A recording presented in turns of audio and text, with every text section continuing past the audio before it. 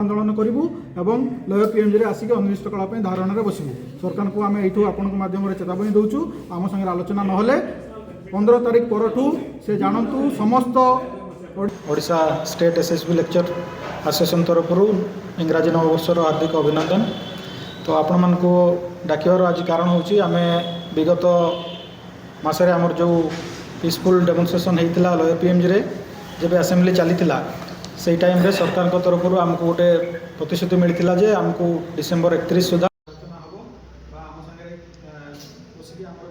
दाबी गुड़ा दीर्घदिन दाबी गुड़ा से दाबी गुड़ा केमती पूरण हो पार विषय आलोचनार गोटे बाट फिटला कि एपर्यंत 31 काली सरीगला एपर्यंत आमको ना डकाला ना आम आसोसिएशन सागर किसी कथबार्ता सरकार हो पारा। तो से आपण आज आम डाकुचु आपद्यम जन चाहूँ जे ए 2 तारीख रु आसंता काली पाखु आमर प्लस टू सहित प्राक्टिकल परीक्षा आरंभ जाऊँगी। तो से आमर बहुत सार मैडम मैंने प्राक्टिकल व्यस्त रे से जनवरी 15 तारीख सरुची और मकर संक्रांति पर जनवरी 17 तारीख ठू आम पुणी आउ थे अनिर्दिष्ट काल लय पीएमजी बसबू। और सरकार को चेतवा चाहूँ यदि आपण मैंने आम संगे आलोचना न कले आम मकर संक्रांति पर आउ थे लय पीएमजी अनिर्दिष्ट काल बसबू। तो आमर जो दाबी गुड़ा अच्छी आम दाबी समग्र राज्यवासी को मु इंग्राजी नववर्षर हार्दिक अभिनंदन जाना चाहूँगी। आमर मुख्य दाबी गुड़िक अत्यंत सरल और न्यायसंगत। प्रथमतः आमर ग्रेड पे 4600 टंका 6000 टंका को संशोधन। द्वितीयतः आमर पदवी लेक्चर रु असिस्टेंट प्रोफेसर को परिवर्तन।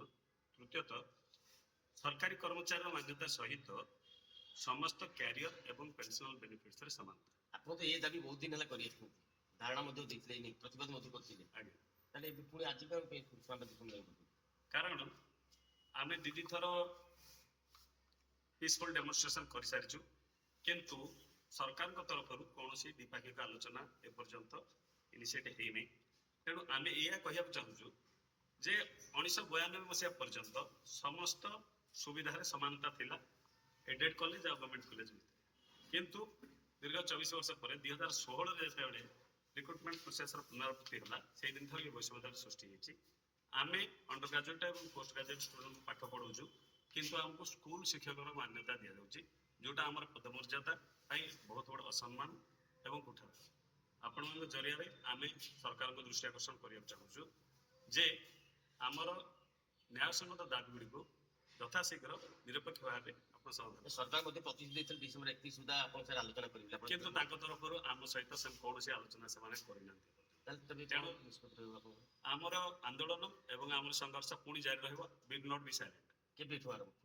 15 तारीख पर जनवरी 15 तारीख पर आम अनिर्दिष्ट काल आमर आंदोलन आहरी तीव्र कर माने निर्दिष्ट तारीख जनवरी 15 तारीख पर आम पुणी आमर आंदोलन सरकार इथर आंदोलन करें आम लीगल प्रोसेसन नबू इफेक्टिव रिप्रेजेंटेशन आम ब्यूरोक्रेटिक चैनल रे करिछु पॉलिटिकल एडवोकेसी में करिछु पीसफुल डेमोन्स्ट्रेशन आम मीडिया आउटरीच में करिछु आम लीगल एंगल रे भी आम केस करिवु। जदि एथर सरकार नसन त कोन धारणा अनिर्दिष्ट काल पई आम हमर हमर आंदोलन आहरी तीव्र मसलार बर्तमान कार्यकारी सभापति। तो आपण मैंने जानी आमर 2टा डेमोन्स्ट्रेशन सरी सारी डिसेम्बर 31 सुधा सरकार आमको समय देते आम संगे आलोचना करने किंतु आम संगे एपर्यंत किसी आलोचना हो पारा ना।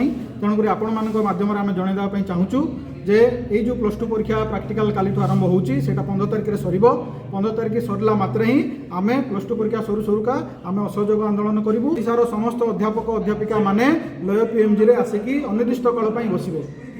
धन्यवाद।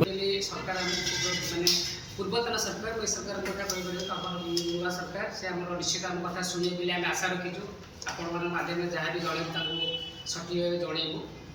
तो कथा आसला जो स्टेट सिलेक्शन बोर्ड एक स्टैट्यूटरी बॉडी जे कि अपॉइंटमेंट करे आपण अध्यापक स्पेसिफिकली एडेड कॉलेज में गवर्नमेंट द्वारा तैयारी करा